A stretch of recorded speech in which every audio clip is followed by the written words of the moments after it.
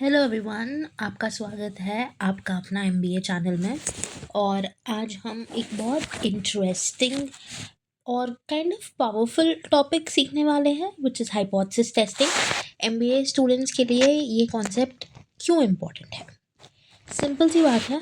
आप लोगों के मैनेजर्स आप लोग जब कल मैनेजर्स या कंसल्टेंट्स या एंटरप्रेन्योर्स बनोगे, तब आपको हर रोज़ सिचुएशंस आएंगी जहाँ आपको डिसीजन लेना होगा। कौन सा नया मार्केटिंग कैंपेन लॉन्च करना है, क्या नया एचआर पॉलिसी इम्प्लीमेंट करना है, क्या कॉम्पिटिटर के अगेंस्ट प्राइस चेंज करना है या नहीं करना है, व्हाटएवर।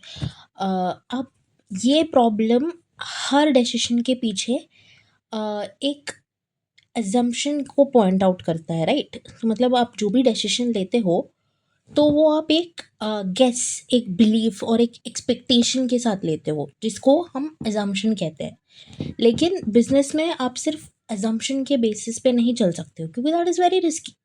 हमें एविडेंस चाहिए, डेटा चाहिए, तो जिसके ऊपर हम ये डिसीजन को बेस कर सकें। तो वो डिसीजन के लिए जो टूल यूज़ किया जाता है इस प्रोसेस के लिए, उसको हम हाइपोथेसिस टेस्टिंग कहते हैं। तो ये सोच लो कि अगर हाइपोथेसिस टेस्टिंग ना होता, तो दुनिया में डिसीजंस कैसे होते? सिर्फ गट फीलिंग पे कि हाँ, मुझे लगता है कि ये ऐड चल जाएगा, देख लेंगे क्या ही है। मुझे लगता है कि कंज्यूमर्स को ये प्रोडक्ट शायद पसंद आ सकता है। लेकिन लगता है पे तो बिजनेस नहीं चलेगा, राइट? डेटा पे चलता है। So hypothesis testing testing is exactly that, कि आपको जो लगता है उसको वैलिडेट करने के लिए यू नीड दिस।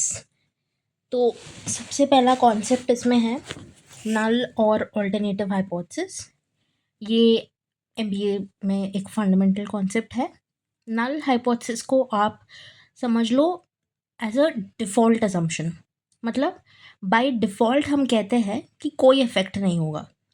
कि जैसे हो गया, अगर एक कंपनी ने नया पैकेजिंग ट्राई किया है, तो नल हाइपोथेसिस होगा कि ये पैकेजिंग का चेंज होने और सेल्स पे कोई इम्पैक्ट नहीं पड़ेगा, कोई फ़र्क नहीं पड़ेगा किसी को। और तो ये अगर नल है, तो अल्टरनेटिव हाइपोथेसिस क्या होगा? नल का ऑपोजिट। इसका मतलब हाँ, इफेक्ट होगा, आपके पैकेजिंग के चेंज होने से इफेक्ट होगा।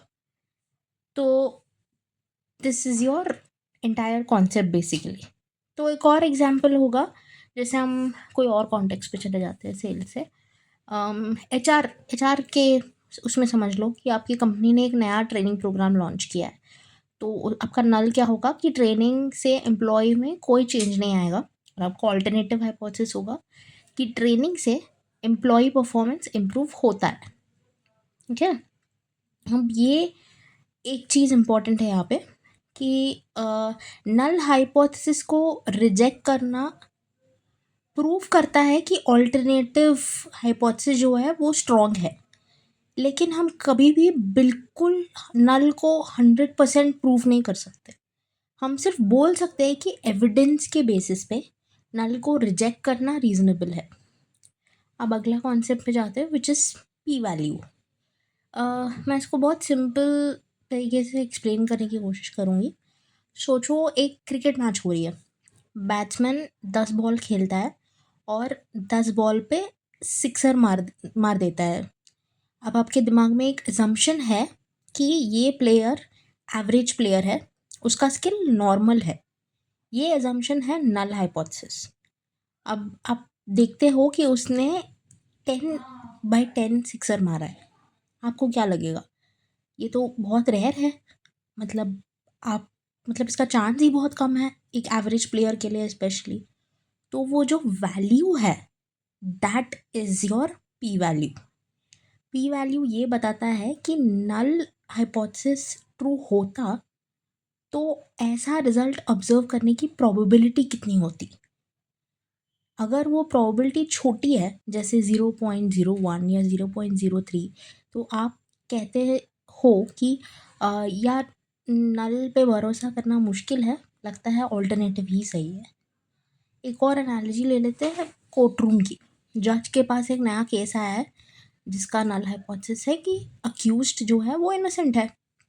अब अगर वीक एविडेंस आया, जज ने जज नल को रिजेक्ट नहीं करेगा, राइट।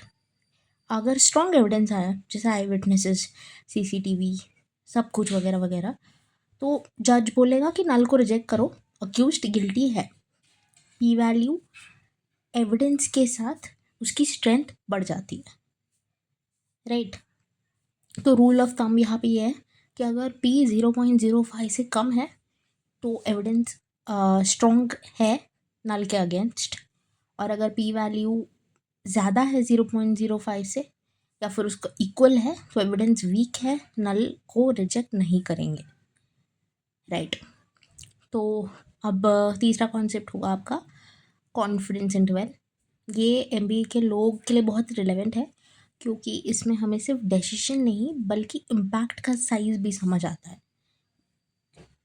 सोचो, एक कंपनी ने नया डिजिटल एड कैंपेन चलाया है, रिजल्ट आया है कि सेल्स लिफ्ट हुआ। अब अगर सिर्फ हाइपोथेसिस टेस्टिंग से देखोगे तो पी वैल्यू आपको बताएगा कि लिफ्ट सिग्निफिकेंट है या नहीं, लेकिन बिजनेस मैनेजर आपको तो एक सवाल होगा ना कि एज अ बिजनेस मैनेजर कितना लिफ्ट हुआ, 2% लिफ्ट हुआ या 20% लिफ्ट हुआ या 200% लिफ्ट हुआ। कॉन्फिडेंस इंटरवल ये आंसर देता है। ये एक रेंज है जिसमें आपको एक्चुअल इफेक्ट होने का चांस है।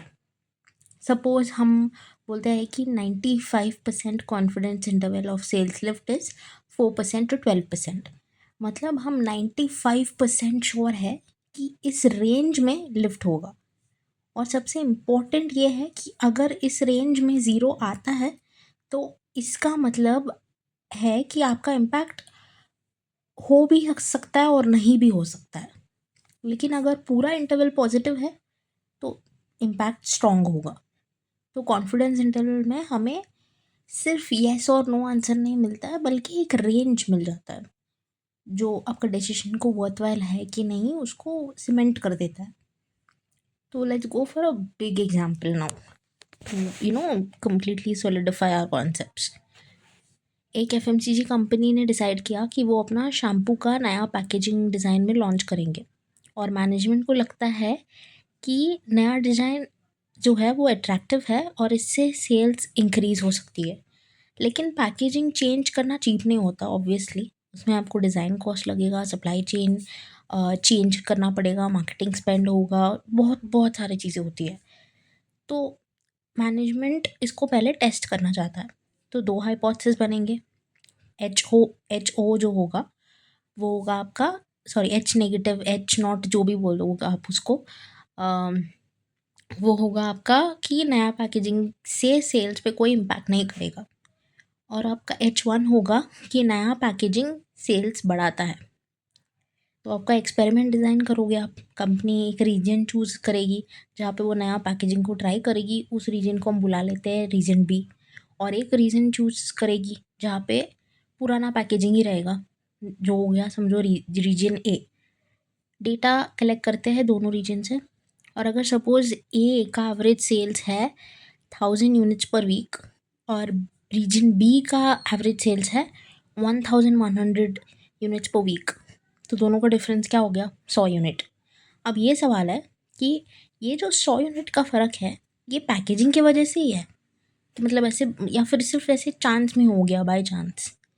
तो यहाँ पे will use a statistical test, T test लगाते हैं, टी टेस्ट, और पी वैल्यू कैलकुलेट करते हैं।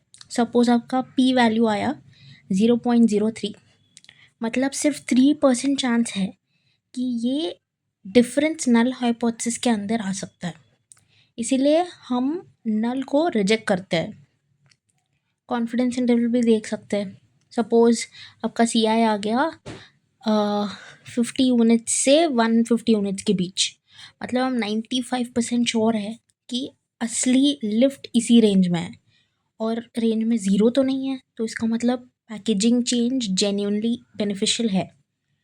अब इस एग्जाम्पल के थ्रू आप समझ गए कि हाइपोथेसिस टेस्टिंग एक कंपनी के लिए बहुत डेटा बैक डिसीजन है, and it helps them a lot. और सिर्फ गट फीलिंग पे तो नहीं चेंज करेंगे ना चीज़ें। तो सिर्फ पैकेजिंग और वैसे वैसे भी नहीं, there are lot of areas जहाँ पे यूज़ हो सकती है। जैसे हो गया मार्केटिंग का ए बी टेस्टिंग, सुना है आपने कभी? एक अगर स्टार्टअप अपनी वेबसाइट की लैंडिंग पेज बना रही है और वहाँ पे दो वर्जन्स ऑफ टेक्स्ट है, लाइक दो कॉपीज़ है। जैसे एच ओ जो है, आपका एच नॉट, उसमें कन्वर्जन रेट जो है वो दोनों पेजेस का सेम है, जहाँ पे दो लैंडिंग पेजेस का वो टेक्स्ट जो है वो अलग है। और एच वन ये है कि नया पेज का कन्वर्जन रेट जो है वो ज़्यादा है।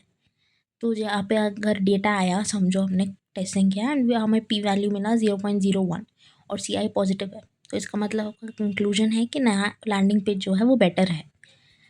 तो ये एचआर में भी यूज़ होता है कि एक कंपनी ने फ्लेक्सिबल वर्किंग आवर्स इंट्रोड्यूस किया, तो आपका एच नॉट होगा कि पॉलिसी का प्रोडक्टिविटी पे कोई इफेक्ट नहीं है, और एच वन होगा कि प्रोडक्टिविटी इंप्रूव होती है। सर्वे होगा, डेटा कलेक्ट होगा, पी वैल्यू अगर स्मॉल आया तो कंपनी ये जो पॉलिसी है उसको अडॉप्ट कर लेती है। फाइनेंस और ऑपरेशंस में भी यूज़ होता है कि अगर आपको कोई रिस्क मॉडल टेस्ट करना है, एच नॉट होगा कि नया मॉडल और पुराना मॉडल की एक्यूरेसी सेम है, कोई फ़र्क नहीं है। और एच वन होगा कि नया मॉडल ज़्यादा एक्यूरेट है।